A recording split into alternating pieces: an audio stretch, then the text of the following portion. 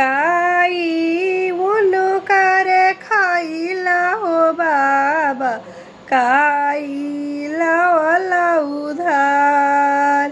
काही उनु करे खाइला हो बाबा काई लावला उधार कवने कारण वे बाबा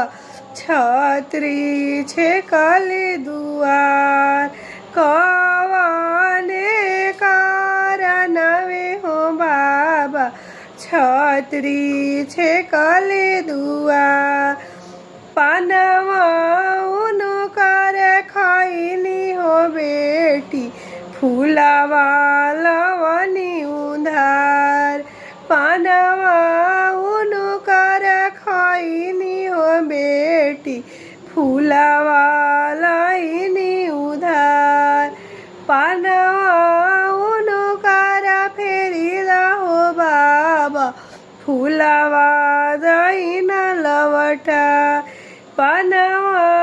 उनु करे फेरीदा हो चाचा फूलावा दन